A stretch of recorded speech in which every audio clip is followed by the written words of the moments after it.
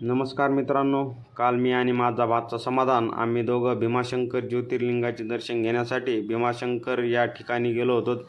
भीमाशंकर ज्योतिर्लिंग हे 12 ज्योतिर्लिंगापैकी एक ज्योतिर्लिंग आहे. भीमाशंकर ज्योतिर्लिंग हे पुणे जिल्ह्यामध्ये खेड तालुक्यामध्ये सह्याद्री पर्वतरांगेमध्ये वसलेलं आहे. भीमाशंकर ज्योतिर्लिंग पुण्यापासून जवळपास 120 किलोमीटर आहे.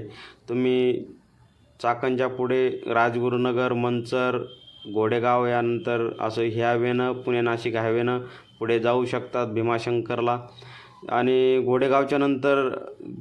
घोडेगावच्या पुढे गेल्याच्यानंतर असं एक डाव्या साईडला जाताना डिंबे धरण म्हणून लागतं. खूप असं छान तिथे वातावरण आहे. डोंगर वगैरे असल्यामुळे खूप असं सध्या वातावरण खूप छान आहे. ग्रीन वातावरण आहे, हिरवगार असं थंडगार वातावरण आहे. रस्त्याच्या दोन्ही साईडला असं खूप छान असं वातावरण आहे. जाताना तुम्हाला असं खूप छान असं वडे वगैरे दिसतील, नाले छोटे आणि जाताना तुम्हाला दोन्ही साईडनं असं भात शेती वगैरे दिसेल आणि छोटे ओढे पाणी वाहताना असं भात शेती वगैरे खूप छान आहे सध्या.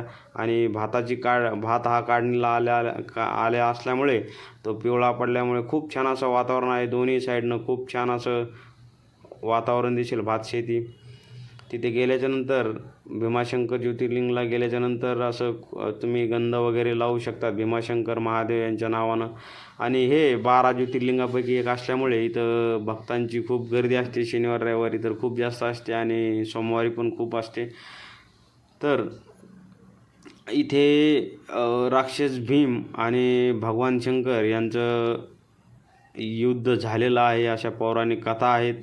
आणि ही युद्ध भगवान शंकर यांनी राक्षस भीम यांच्या विरुद्ध लढल्यामुळे इथं जे लोकांवरती अत्याचार करायचे राक्षस भीम, तर त्यामुळे देवांच्या आग्रहाखातर इथे भगवान शंकर यांनी इथे वास्तव्य केलेलं आहे या ठिकाणी. आणि हे जे ज्योतिर्लिंग आहे पर्वतरांगेमध्ये वसलेलं आहे, सह्याद्री पर्वतरांगेमध्ये.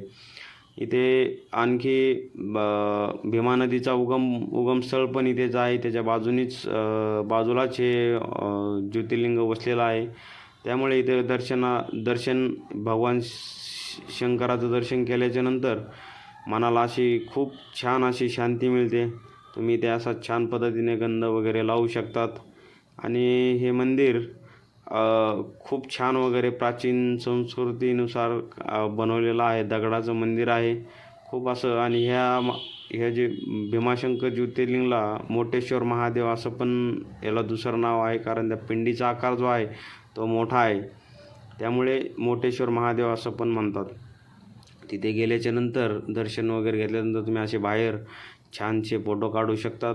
मी आणि माझा भाचा समाधान आम्ही दोघांनी असे काही फोटोज वगैरे काढले. बाहेर आल्याच्यानंतर बाजूलाच एक रामाचं मंदिर आहे, तिथे कृष्णाची वगैरे मूर्ती वगैरे आहे, तिथं पण तुम्ही दर्शन घेऊ शकतात. तुम्हाला हा व्हिडिओ आवडला असल्यास लाईक आणि सबस्क्राईब करा.